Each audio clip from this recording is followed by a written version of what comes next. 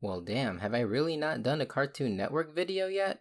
Well, better late than never, I guess. Although of all the series that the CN has under their belt, I think it's even more ironic that I decided to start with Infinity Train of all things. And the reason for that is very simple. This is not a Cartoon Network show. This is not the kind of cartoon that gets picked up by the CN.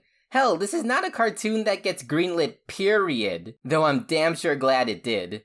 Now, I'm sure y'all are probably thinking, well, what's so special about it? And I think I can only answer that sufficiently with a bit of context. Okay, so, there's this big-ass train of literally supernatural proportions, right? And one of the stories follows an emotionally compromised girl named Tulip upon whom the train pulled up and was like, damn dude, personal issues got you down? Then hop aboard the Therapy Express. We've got childlike wonder and cute animal characters. So she gets branded with a number and begins traversing the various train cars for plot reasons. If I sound intentionally vague here, it's because only like 35% of the show's lore is readily available right now. I know I try to go on a case-by-case basis on whether my videos should be spoilerific or not, but Infinity Train is one of those special cases where I think both the general plot and the emotional devastation is best experienced firsthand. Which is nothing special as far as mysteries go, but if you're still wondering why it's such a godsend that this series even exists,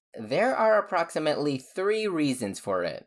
1. Infinity Train is a mini-series. You know, it's one of those 10 episodes each about 11 minutes long kind of deals. Which is pretty crazy because usually those kinds of cartoons get sent to web series purgatory. But no, Cartoon Network actually bothered to release the first 2 books on their main channel. And to be fair, it kind of works in the show's favor because keeping the content to a minimum sort of plays to the whole shrouded in mystery vibe it's going for. Anyway, I digress. It's an easy binge series, so you better fucking watch it.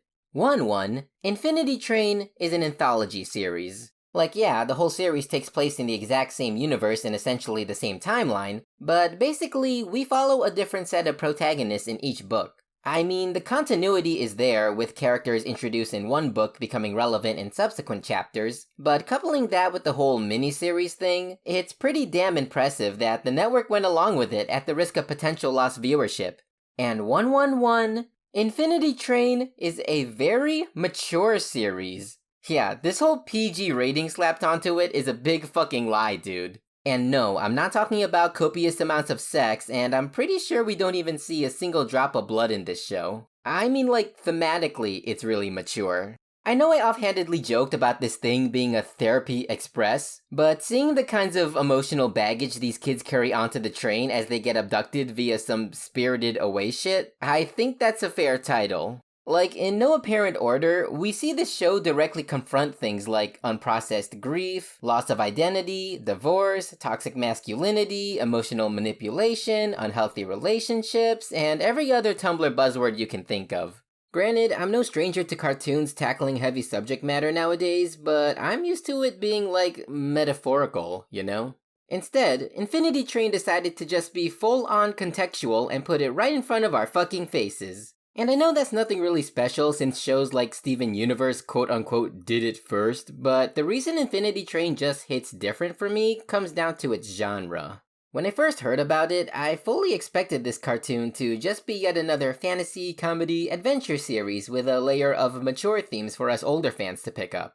So imagine my surprise when the exact opposite turned out to be true. Infinity Train cranked up the serious factor so high that the only thing keeping you from devolving into a complete wreck from seeing the main character's loved ones ripped away from them is the occasional witty one-liner. Yeah. So ultimately, Infinity Train is first and foremost a drama cartoon. And all things considered, having a cartoon be this overt in its maturity is so unorthodox in the mainstream animation industry that I kind of have to dedicate a whole nother discussion for it. So my question here is, what the hell does mature even mean? I'm sure if you ask 1,000 people, you'll get like 1,000 different answers, but if we're talking to the network execs leading the Western animation sphere, then they'll probably say something like, sex jokes, lots of gore, sex jokes, blatant racism, sex jokes, limited animation, sex jokes, be offensive as fuck, sex jokes, and above all else, a sitcom. And sex jokes.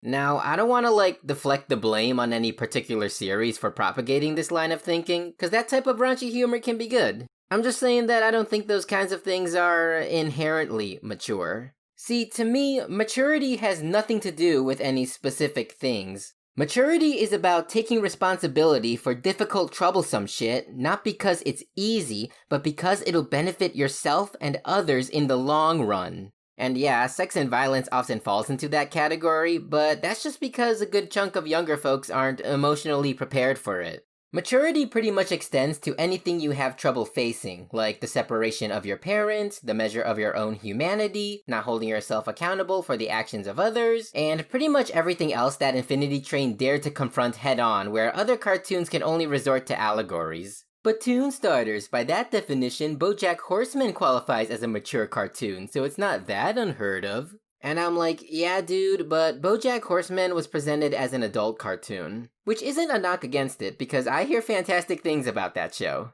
I'm just saying the comparison doesn't really work, because Infinity Train was always marketed as a kid's show, as ludicrous as that seems. The fact that Infinity Train even exists is a testament to how the show believes that children are fully capable of digesting the really hard shit, and as someone who grew up naive to the facts of life as it were, I really appreciate that.